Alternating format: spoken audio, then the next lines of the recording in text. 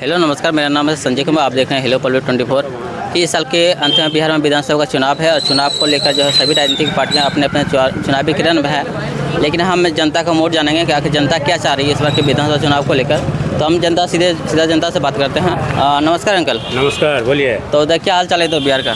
बहुत बढ़िया, first class. Nitish ji काफ़ी अच्छा काम कर रहे हैं। बिहार की जनता पुनः उनको कुर्सी पे बिठाएगी, मुख्यमंत्री के कुर्सी पे। तो बदलाव इस बार होना चाहिए कि नहीं? बदलाव नहीं होना चाहिए? क्यों बदलाव होगा? सब चीज़ अच्छा चल रहा है तो बदलेंगे क्यों? अगर कुछ गलत होगा तब ना बदलाव करेंगे।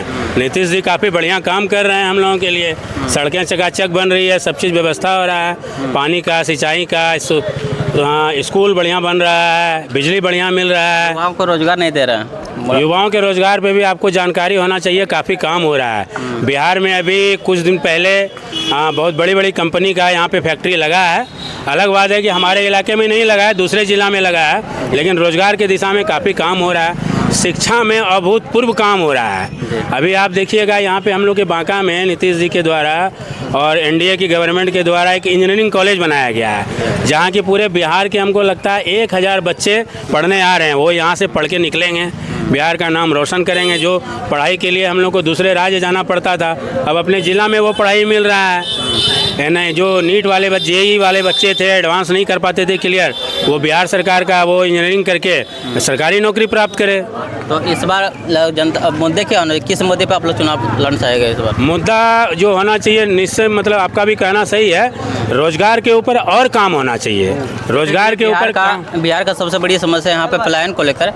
तो जैसे कि पलायन को लेकर जो दूसरा जो हम बोलना चाह रहे हैं कि देखिए यहाँ पे लॉ एंड ऑर्डर बहुत अच्छा हो गया, बिजली अच्छी हो गई, सड़कें बहुत अच्छी हो गई। रोजगार पे जितना काम होना चाहिए था उतना नहीं हुआ।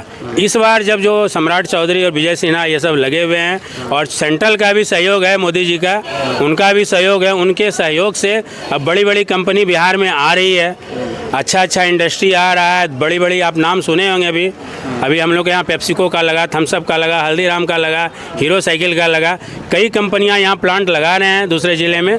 जब रोजगार की दिशा में अब काम होना चालू हुआ है तो हम लोग पुनः इसी सरकार को यहाँ पे बरकरार रखना चाहते हैं, ताकि ज़्यादा से ज़्यादा और विकास का यहाँ गति पकड़े और यहाँ के लोगों को रोजगार मिले। अच्छा, मुख्यमंत्री के रूप में आप किसको देखना चाहते हैं? नीतीश कुमार से बढ़िया मुख्यमंत्री अभी तक तो बिहार में कोई दूसरा चेहरा नजर नहीं आ रहा है। हाँ, लेकिन सर अभी मतलब कि भारतीय जनता पार्टी की तरफ से क्लियर नहीं किया अभी तक कि मुख्यमंत्री के नीतीश कुमार ही होंगे। देखिए, ये हम लोग जनता हैं, हम लोग को अब पार्टी का मामला है। पार्टी अब जिनको प्रधानमंत्री बनाए, मुख्यमंत्री बनाए, ये भारतीय जनता पार्टी का, हम लोग तो बता नहीं सकते हैं। हम लोग वोट देंगे एनडीए गवर्नमेंट को, नीतीश सरकार को, मोदी जी को, चूँकि उनका काफ़ी अच्छा काम हो रहा है, उन्हीं के साथ हम लोग हैं। क्या कहेंगे सर आप? बस इसका रिकमेंड कर रहे हैं, स्वागत कर रहे हैं। आने वाले कल में हमारे मुख्यमंत्री नीतीश कुमार ही हों। और जानते हैं अंकल, नमस्कार अंकल। तो क्या हाल चाल इधर बिहार का? विधानसभा में क्या होने वाला है इस बार? एनडीए गठबंधन जी। और इंडिया अलायंस बहुत मुश्किल है। सरकार नहीं चाहिए, गुंडा राज हम लोग को नहीं चाहिए। हम लोगों को चाहिए साफ सुथरा छवि सरकार, और जो विकास कर सके, जनता को सुरक्षा दे सके। अच्छा, आप अभी जैसे कि मुद्दा क्यों, आप जैसे कि सरकार को जब चुनेंगे तो किस मुद्दे पे चुनेंगे आप? इस मुद्दे पे चुनेंगे कि हम लोग शांति से सो रहे हैं, अपनी बहू बेटी माँ बहन सुरक्षित रोड पे चल सके, किसी तरह का कोई दिक्कत ना हो और गंदगी से दूर रहे। इस मुद्दे पे एनडीए गठबंधन को देने हैं, हम लोगों को वोट करेंगे। हाँ बोलिए अंकल। हाँ, हमारा कहना है कि हमारी बीजेपी सरकार जो है उन्नत पे चल रही है, और हम लोग जो है मुसलमान अल्पसंख्यक, हम लोग को दामाद को लेके चल रहा है, उसके दामाद हम लोग हैं। कहीं कोई किंतु परंतु नहीं है हम लोगों के साथ में। लोग कहता है कि मुसलमान को लोग क्रश कर रहे हैं, ऐसी कहीं कोई बात नहीं है। हम लोग सब सुरक्षित हैं, जितने भी मुसलमान हैं बिहार के कहीं भी हो सब सुरक्षित हैं। और हमारे नीतीश कुमार जी जो है, हाँ, कहीं कुछ नहीं हुआ है मोदी जी के सरकार में, और नीतीश कुमार जी जो है हम लोग के लिए अच्छा ही कर रहे हैं। हाँ, जहाँ तक है गरीब को उठा रहे हैं। हम मोदी जी है जो हम लोग का मकान बनवा रहे हैं। प्रधानमंत्री योजना जो है हम लोग के शहर में सबको मिला, हमें भी मिला है, उनका हम लोग स्वागत करते हैं, धन्यवाद करते हैं कि और जो हमारे साथ गरीब जुड़े हुए हैं उनको ही हम लोग को देखा जाए। और आपके साथ क्या बोलेंगे, नमस्कार। अंकल एक सवाल और, जैसे कि एनडीए सरकार की तरफ से जो वक्फ बिल जो लाया गया था उससे बिहार के मुस्लिम बहुत नाराज हुए थे। उससे हम बेकार है, वो सब बोलना बेकार है। मैं बात करता हूँ। हाँ, बोलिए। हाँ, क्या बोले आप? अब वक्फ बिल जो लाए थे तो उसको लेकर बिहार की जनता बहुत नाराज हुए थे, यहाँ का मुस्लिम जो, तो उसको लेकर कल यानी कि 29 जून को पटना में उसका प्रदर्शन भी होने वाला है। वक्फ बिल का मतलब भारत का मुसलमान समझे तब तो। हाँ, सबसे बड़ी बात है कि यहाँ राजा अकबर और हुमायूं ने जो राज किया वो शोषण किया हिंदू का, ऐसा शोषण किया 24 घंटे के अंदर एक मन जनेऊ लाता था वो लोग। लूट खसोट की सरकार बनाई थी उसने कि सबको मुस्लिम बनाना है। आज के डेट में हमारे मोदी जी जब सरकार में आए हैं तो उसको साफ़ सुथरा करेंगे ना। वक्फ बिल बोर्ड, भारत की ज़मीन भारत में कहाँ से आया तुम्हारे पास? कहाँ से आया? क्या सर जी, कहाँ से आया?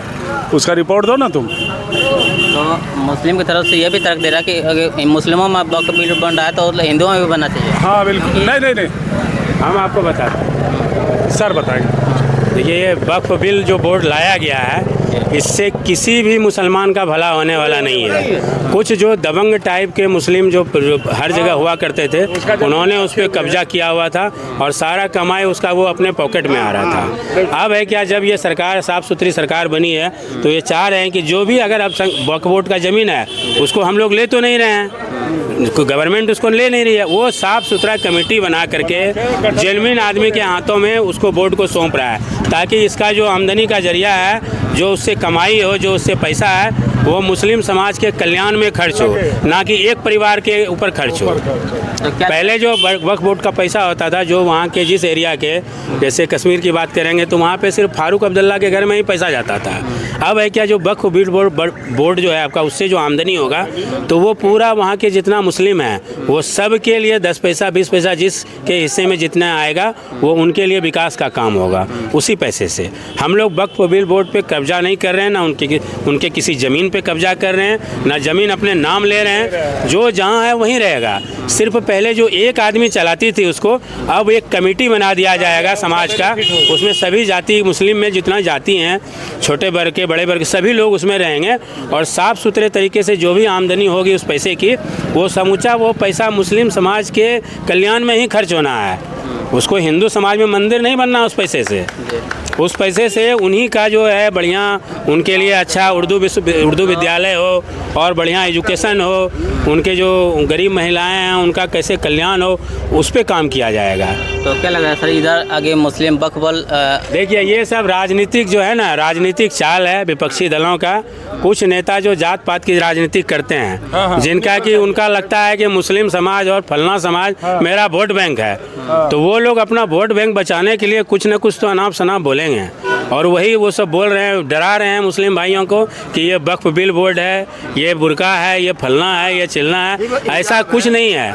आप जहाँ जहाँ देख लीजिए, गुजरात में अभी हमको लगता है 20-25 साल से भारतीय जनता पार्टी की सरकार है वहाँ पे। आज तक कहीं दंगा नहीं हुआ। 25 साल के अंदर एक भी मुस्लिम भाई, यहाँ के भी मैं सभी मुस्लिम भाइयों से बताना चाहता हूँ, आपके रिश्तेदार गुजरात में ज़रूर होंगे, अहमदाबाद में होंगे, वहाँ काफ़ी संख्या में मुस्लिम भाई है। आप उनसे एक बार फ़ोन करके पूछ लीजिए कि आप 25 साल से मोदी जी के राज में रह रहे हैं, आपको किसी हिंदू ने एक थप्पड़ मारा, एक गाली दिया, एक ईंटा चलाया, किसी तरह का भेदभाव किया?